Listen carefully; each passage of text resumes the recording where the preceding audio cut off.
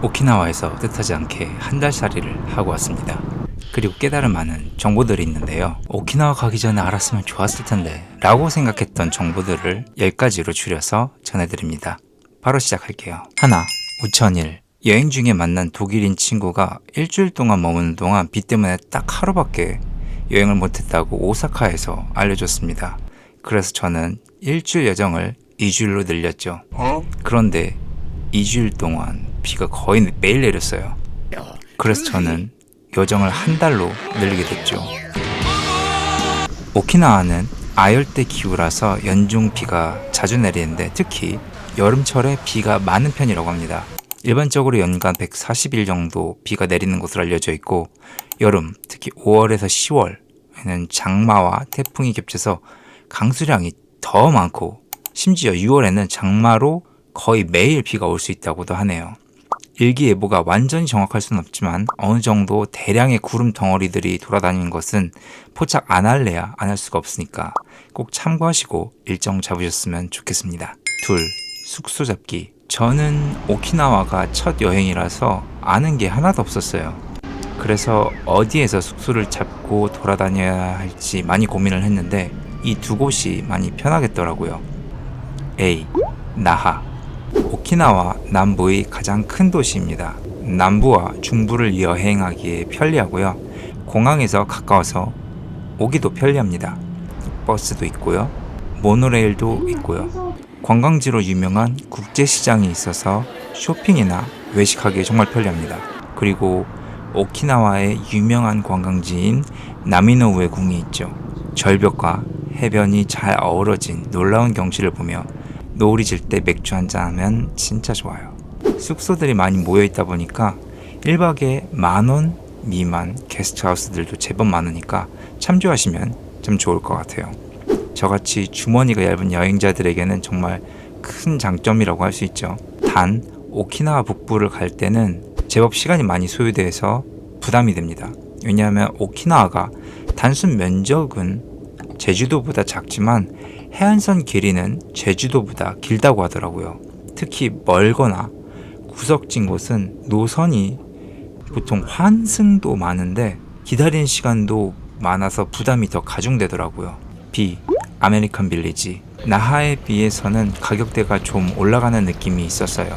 주변에 잘 알려진 비싼 호텔이나 리조트들이 많이 몰려 있고요.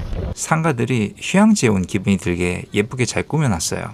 특히 석양을 보면서 테라스에서 저녁 먹고 느긋하게 바로 옆에 있는 산책로를 따라서 바닷바람 맞으면서 산책하면 정말 기분 좋게 하루를 마무리 지을 수 있습니다.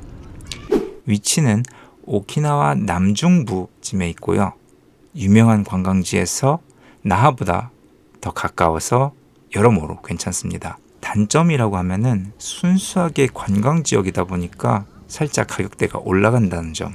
그리고 무엇보다 바로 옆이 미군 기지라서 비행기 소음이 제법 크다라는 점이 또 있을 수 있네요. 그 덕분인지 출퇴근 시간에 이 부근에서 정체가 심해지는 것도 단점으로 뽑을 수 있겠어요. 셋, 푸른 동굴, 마에다 미사키. 스노클링의 성지로 알려진 곳 중 하나죠. 자연이 깎은 아름다운 바다 동굴에서의 액티비티를 즐길 수 있는 곳입니다. 저는 여기를 3번 갔고요. 푸른 동굴 다시 가려고 3번 모두 실패했습니다. 오전에 오픈을 하더라도 파도의 높이가 일정 수준 이상 올라가면 바로 폐쇄하거든요. 저는 날씨만 좋으면 무조건 될 줄 알았는데 날씨가 중요한 게 아니라 파도의 높이가 중요한 거였어요.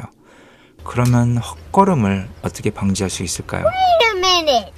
바로 마에다 미사키 웹사이트입니다. 여기에 들어가셔서 이곳을 확인하세요. 깃발이 빨간색이다. 그러면 못 들어갑니다. 저는 3번이나 실패했고 다음에 오키나와에 갈 때나 다시 한번 도전해 볼 수 있겠네요. 여러분은 이 웹사이트 보시고 실패 없이 즐거운 시간 보내셨으면 좋겠네요. 넷, 교통카드. 요금 내는 시스템이 불편합니다. 한국과는 많이 다르더라고요. 일단 앞쪽에서 올라타면서 티켓을 발권받습니다. 티켓에 번호가 찍혀 있는데요. 이게 바로 올라탄 시점을 의미하는 숫자입니다. 버리시면 절대 안 돼요. 전방에 전광판이 있고요. 전광판에 숫자가 적혀 있을 거고 그 옆에 금액이 적혀 있을 거예요.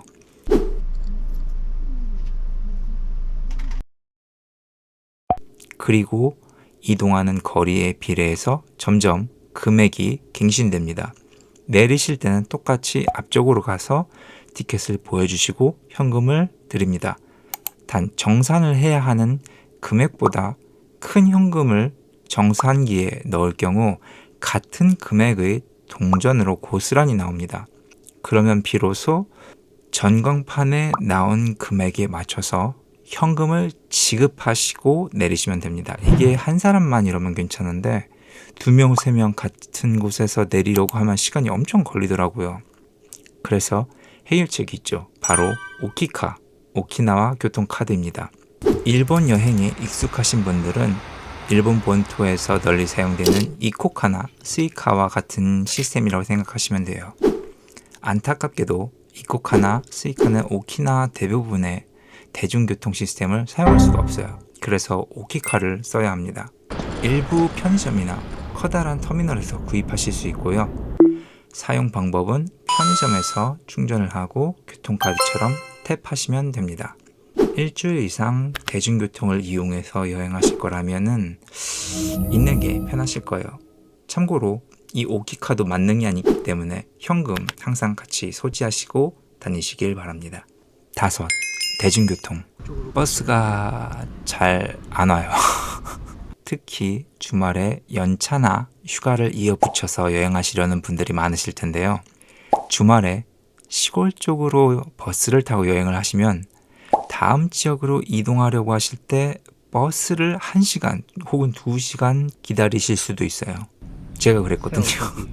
주말에 버스를 이용하실 경우에는 구글 맵을 켜시고 방문하실 지역에서 다음 관광지로 이어주는 버스의 시간표를 미리 검색하시고 이거에 맞춰서 일정을 짜시는 게 좋으실 거예요.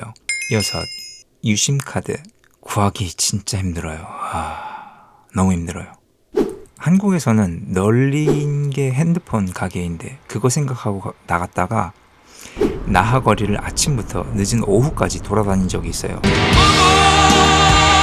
물론 저도 일본에서 생활을 해봤고 일본어도 할 줄 알고 도코모나 소프트뱅크도 생각을 했죠. 그런데 도코모에서 하는 얘기는 여행자용 프리페이드는 안 판다면서 등록하려면 이것저것 서류가 필요하고 오히려 비쌀 거라면서 거절을 당했어요. 저는 일본 편의점에서 알바도 해봤기 때문에 편의점에서 프리페이드 심카드를 판다는 것을 물론 알고 있었고 편의점 10군데 넘게를 가봤는데요. 워낙 옛날에 들여다 놓은 물건들이라서 용량이 다 눈 코딱지만큼 있는 것밖에 없더라고요. 비 때문에 체류기간이 2주 늘었는데 버스를 타고 여행을 하려면 구글맵이 필수인 상황인데 진짜 덥고 짜증나고 답답하더라고요. 그래서 결국 나하 공항까지 모노레일을 타고 거기까지 가서 심카드를 또 구입을 했습니다.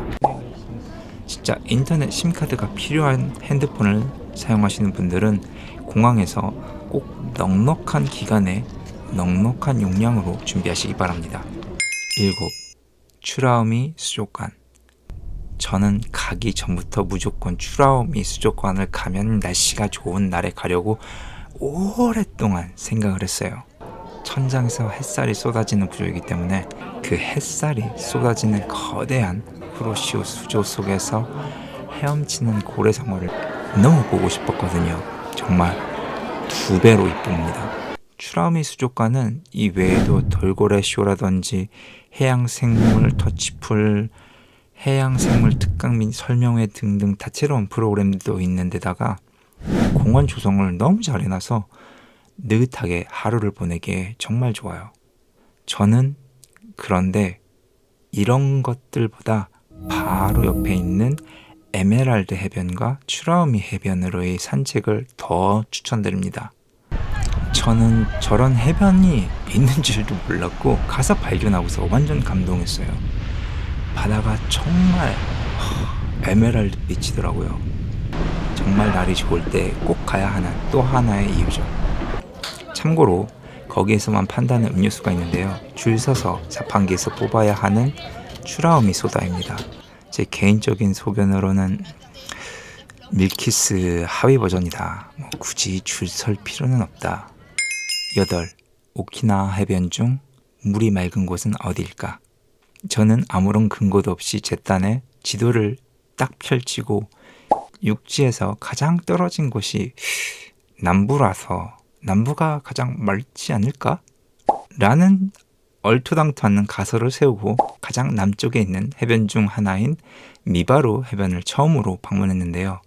결코 나쁜 해변은 아닌데 한국인 입장에서는 정말 구경하기 어려운 맑고 깨끗한 아름다운 열대지방의 섬을 기대했는데 부유물이 엄청 많고 그냥 동해보다 못한 수준이더라고요. 그 후로 저는 오키나와 중부 중에서도 서부의 해안가들을 주로 가봤는데 역시나 방문하는 해변마다 물이 엄청나게 맑고 깨끗했습니다. 실제로 오래되고 비싼 호텔들이나 리조트들이 전부 중서부 해안가를 중심으로 먼저 건립되었다고 하니까 이것보다 더 강력한 근거는 없겠죠. 자본가들이 돈 냄새 맡는 스킬은 믿음직스럽죠. 그래서 오키나와 본섬에서 맑고 깨끗한 해변을 찾으신다면 중서부 해안 중에서 고르시면 도움이 될 거예요. 저는 개인적으로 시간이 하루 이틀밖에 없으시다면은 추라우미 바로 옆에 있는 에메랄드 해변 강력 추천드립니다. 진짜 깨끗하다. 와. 9. 크록스, 스노클링 부츠. 오키나와는 화산섬입니다. 물론 에메랄드 비치나 추라우미 비치처럼 새하얗고 고운 모래 같은 것들로 이루어진 해변들도 많아요. 하지만 해변도 물속도 용암이 식은 그대로 바위처럼 된 곳들도 제법 많아요.